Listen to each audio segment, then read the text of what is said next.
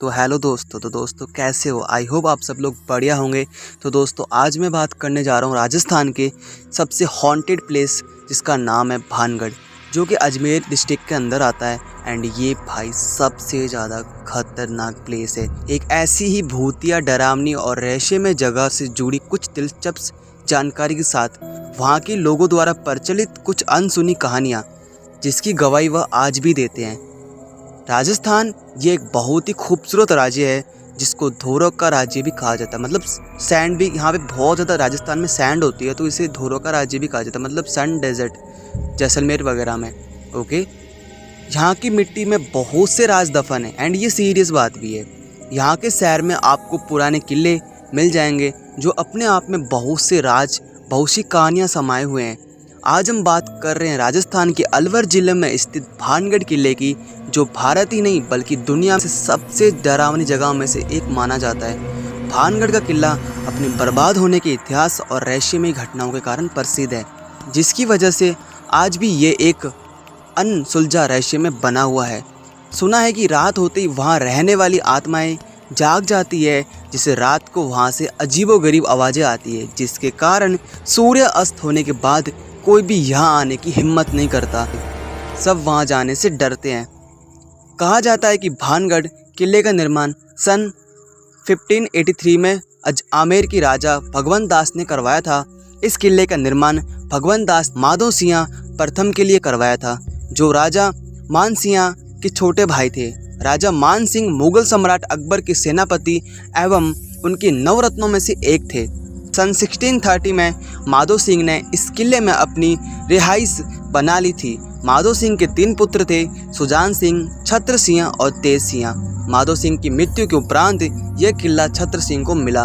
छत्र सिंह का पुत्र अजब सिंह था, जिन्होंने औरंगजेब के प्रभाव में आके मुस्लिम धर्म अपना लिया, जिनका नाम बाद में मोहम्मद कुलीस और मोहम्मद दहलीज पड़ा, जिनको औरंगजेब ने भानगढ़ की जिम्मेदारी सौंपी थी। मुगल शासन जब कमज़ोर पड़ने लगा तब राजा स्वाई सिंह ने अपने दोनों मार भानगढ़ पर कब्जा कर लिया था। भानगढ़ का किला अपने बनने से लेकर लगभग 300 वर्ष तक आबाद रहा और अपनी खूबसूरती की वजह से आज भी चर्चाओं में है, और बर्बाद होने के बाद भी रहस्यमय घटनाओं के कारण प्रसिद्ध रहा। भानगढ़ की रहस्य की बात करेंगे। भानगढ़ किला यह होने वाली रहस्यमय और डरावनी घटनाओं के लिए माना जाता है। लोगों का मानना है कि वहाँ उन लोगों की आत्मा बसती है जिन्हें किले में बहरे में से मारा गया था। इनकी चीखें और तलवारों के टकराने के साथ उनमें महिलाओं के रोने और उनकी चूड़ियों की खनक और टूटने की आवाज़ें आती है। ऐसी कुछ घटनाएं इस किले को रहस्यमय बना देती है, जिसके संबंध में कई कहानियाँ प्रचलित है। जो सबसे फर्स्ट है वो है बालूनाथ के श्राप की कहानी। इस कहानी के अनुसार जिस जगह पर राजा भगवंत सिंह किले का निर्माण करवाए थे, वह जगह योगी बालूनाथ की तपस्या स्थल हुआ करता था। उन्होंने किले के निर्माण के वक्त राजा से वचन लिया था कि किले की परछाई किसी भी कीमत पर उसकी तपस्या स्थल पर नहीं पड़नी चाहिए। राजा भगवंत सिंह ने वचन का मान भी रखा, किंतु उनके पुत्र माधो सिंह ने वचन की अवहेलना कर जब किले की ऊपरी मंजिल का निर्माण करवाया, जिसके कारण किले की परछाई बालूनाथ जी के तपस्या स्थल पर पड़ गई, जिससे क्रोधित हो योगी बालूनाथ जी ने श्राप दिया कि यह किला कभी आबाद नहीं रहेगा। तब से इसमें ऐसी घटनाएं होने लगी और माना जाता है कि इस श्राप के कारण यह किला बर्बाद हो गया। भानगढ़ की राजा छत्र सिंह का विवाह तितरवाड़ा की पुत्री रत्नावती से हुआ था, जो बहुत ही रूपावती थी, जिसकी चर्चा पूरे भानगढ़ ही नहीं बल्कि आसपास के क्षेत्रों में भी होती थी। रानी रत्नावती रूपवती होने के साथ तंत्र विधियों में भी बहुत निपुण थी। लाइक वो हर उसको पैरानॉर्मल एक्टिविटीज़ भी पता रहती थी।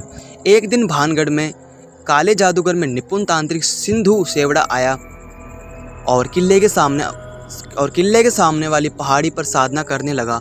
एक दिन वह साधना करने की तैयारी कर रहा था, उसकी दृष्टि रानी रत्नावली पर पड़ गई। तभी से वह उसके रूप पर मोहित हो गया और मन पाने का करने लगा। वही किसी भी हालत में रानी को पाना चाहता था, परंतु यह आसान नहीं था, क्योंकि वह राजा की पत्नी और भानगढ़ की रानी थी। इसलिए उसने रानी को पाने के लिए अपनी काली शक्तियों का सहारा लिया और इससे रानी की दासी को भी शामिल कर लिया। एक बार रानी अपनी सहेलियों के साथ बाजार घूमने आई थी। सभी दुकानों पर घूमने के पश्चात वह इत्र की दुकान पर पहुंची और उसे एक इत्र बहुत पसंद आया। इत्र मीन्स परफ्यूम, ओके। जिसको इत्र समझ नहीं आता उसे इत्र को परफ्यूम बोलते हैं, ओके गाइस।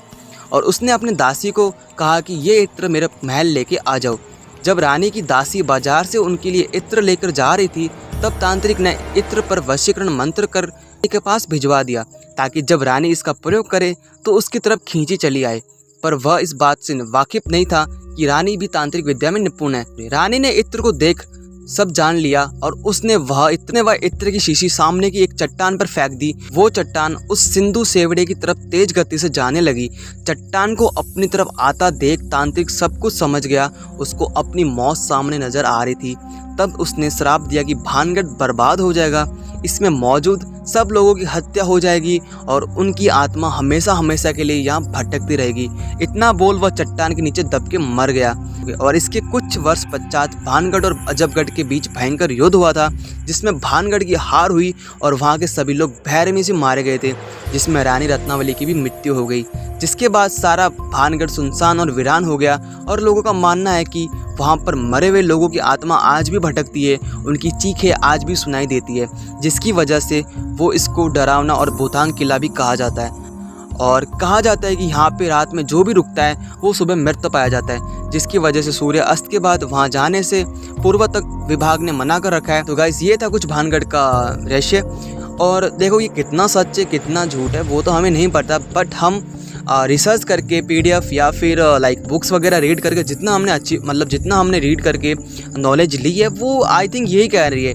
और कहीं ना कहीं ये बात रियल भी है। देखो यहाँ पे होता भी है, काफ़ी एक रिपोर्टर भी गया था जो कि यूट्यूबर था, वो भी गया था, बट उसका कुछ वापस पता नहीं चला। उसका कैमरा भी वहाँ पे गुम हो गया था एंड वो वापस भी नहीं आया था। तो देखो यार, जहाँ पे भगवान है वहाँ पे भूत प्रेत वगैरह तो होते ही, आत्मा वगैरह तो होती है। तो चलो गाइस, इस स्टोरी को हम यहीं तक रखते हैं। आई होप आपको ये पसंद आई होगी। पसंद आई तो प्लीज़ लाइक कर देना, चैनल को सब्सक्राइब कर देना एंड मिलते हैं ऐसे इंटरेस्टिंग सी स्टोरी के अंदर में।